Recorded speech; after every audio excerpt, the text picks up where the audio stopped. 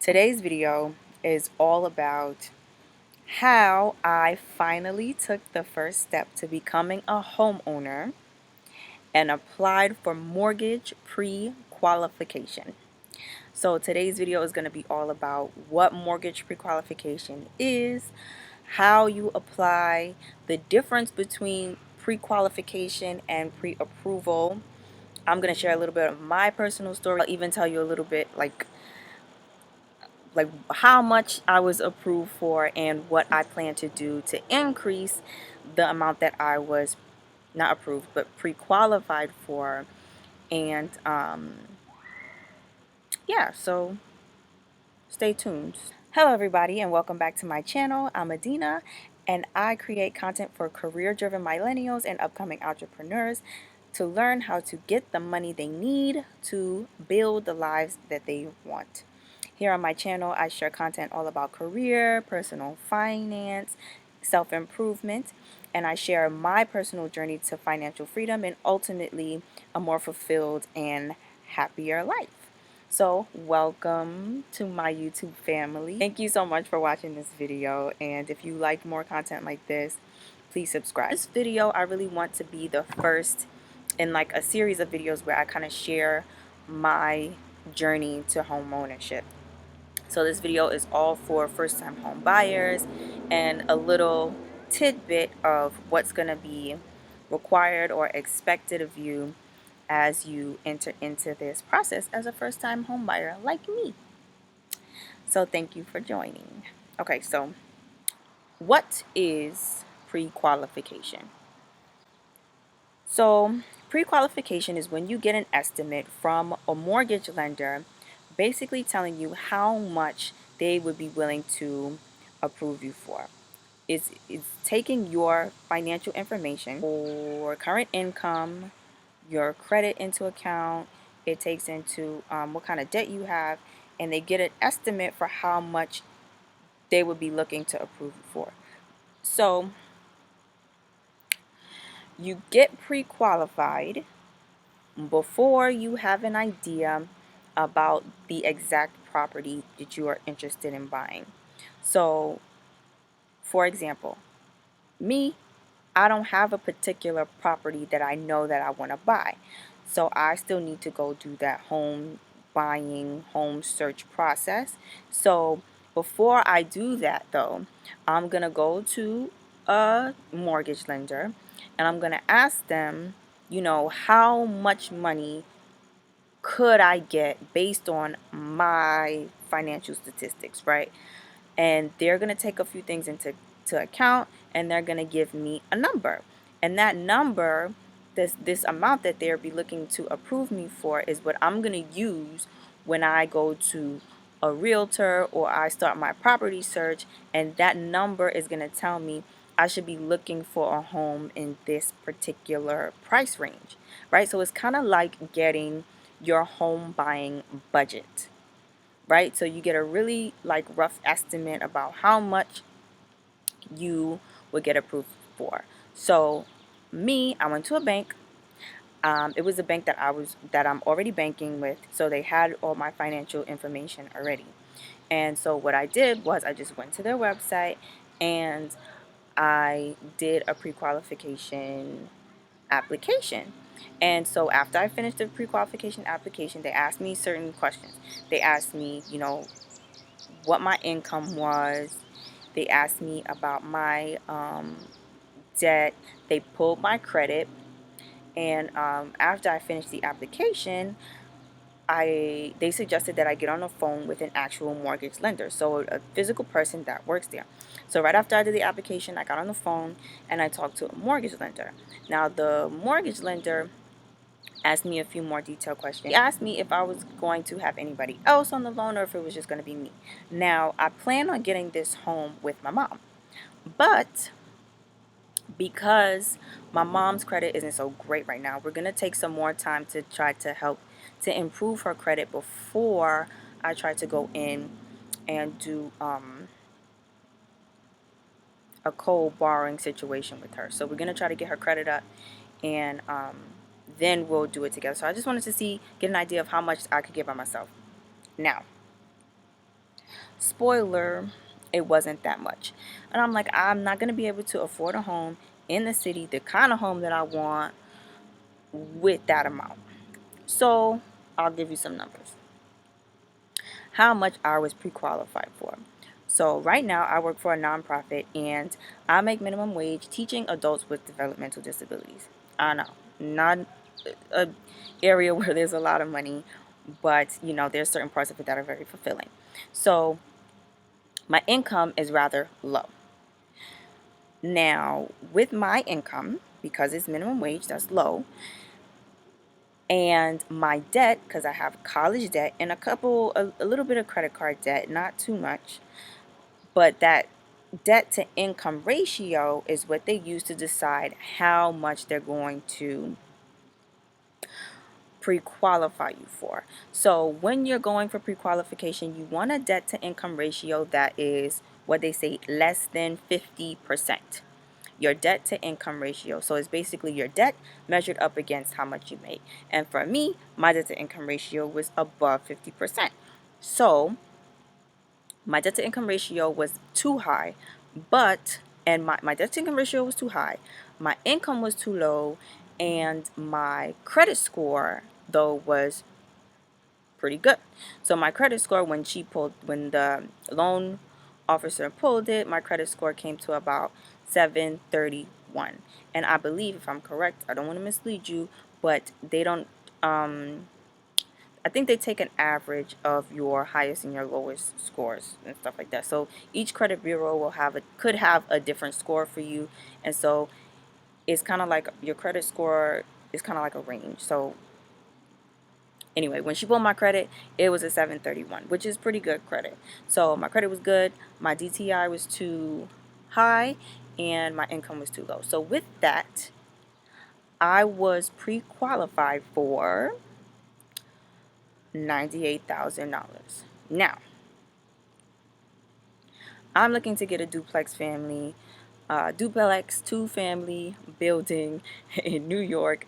That is not going to do it. Sorry. So I need to definitely figure out a way to raise this. Now, you might be thinking, Adina, that's ridiculous. You know you can't afford that. But I'm here to tell you this. Everything is a learning process, and you should never be afraid to go into it just to get, even if it's just to get the information, just to get an idea of what you think. It might be you never know what you can learn, right? Don't be afraid to just get the information, right? There's nothing that they can tell you no for, that you can't fix, that you can't change, or that you can't try again later and be told yes for, right?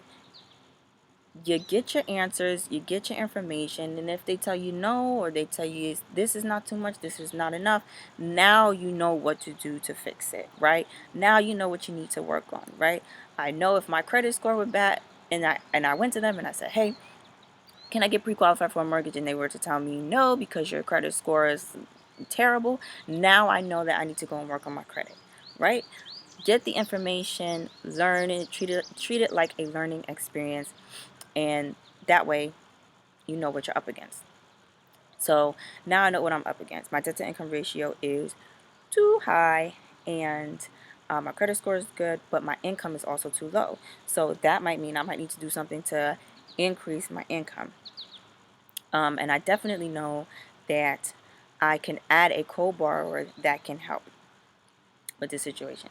So the other bit, and now what did they say about the co-borrower? What they said about the co-borrower was that the co-borrower had to be a blood relative. Can't give you an exact reason as to why, but that was just their requirement. So if you know that you're going to look into having a co-borrower, know that some lenders, I won't try to speak for every lender, but this particular lender said that the co-borrower would have to be a blood relative. Okay? Pre-approval. What's the difference between pre-qualification and pre-approval? Pre-approval is a conditional commitment to actually grant you the mortgage. So you get pre-approval once you've identified which property you are investing in, and you've identified the mortgage company that you want to go with. So pre-approval is what you do once you've decided where you want to live. You already have your home and everything picked out. It's kind of like step two. So if step one is pre-qualification, meaning getting a basic rough estimate of how much you could get, step two is pre-approval, which is basically saying, I want this house. I want you to lend me money for it. If everything goes according to plan, you're gonna agree to lend me this particular mortgage. So pre-approval is the next step after pre-qualification. And so look to get pre-qualified first if you don't know where you want to live just yet. And I mean have a specific property picked out. Also, another tidbit, you want to shop around for mortgage lenders. Don't just go to whoever and be like, give me money. You want to look around, figure out who has the best rates, and who could give you the best benefits or even assistant programs. So I'll give you an example. This particular lender that I went to, they told me that I qualified for down payment and closing cost assistance. Closing down payment and closing cost assistance. So, but each of those things that I qualified for came with conditions. So they told me, okay, let's say that they had approved me for $100,000. So they told me that I qualified for down payment assistance of 3.5%. So if they had given me down payment assistance, meaning that they would pay $3,500 of my down payment, right? Then they said that they would give me up to $7,500 in closing cost assistance. However, if I had gone with the closing cost assistance, my loan approval rate would go down to, not rate, I shouldn't use rate, but my loan approval amount would go down to $7,500. So instead of me having $100,000 that they would approve me for, now they would approve me for a loan of $7,500, and they would pay for down payment at $3,500 and closing costs of $7,000. So that would put me in a position to try to find an even cheaper property. But they also said that the property that I was looking for had to be move-in ready, like it had to be livable. So I couldn't get a property that was like a fixer-upper or something like that, like kind of busted down and I needed to do repairs, because they don't do that kind of mortgage thing. They don't do that kind of loan, like a repair loan, like a project or fixer upper kind of loan. So this is another reason why you want to shop around for mortgage lenders, because even though this particular lender didn't do that, maybe another one would have, right? So it depends on your particular needs as a home buyer, what you're looking for, what kind of thing that you are prepared to get yourself into, and what you're really looking for in a home.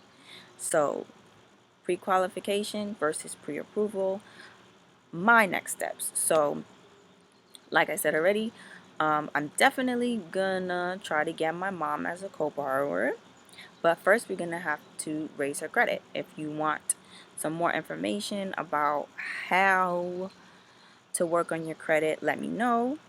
But I also already did a video about how I raised my credit score from the 500s to the 740s. So check that out. Thank you so much for watching this video. I hope it helped you. Tell me some challenges that you're having along your homeownership journey. Let me know if there's any other content that you want me to create around this topic. Type it in the comments down below. If this video helped you at all, like it, share it with people who are looking to buy their own homes. And yeah, thank you so much for watching this video, and I'll see you next time.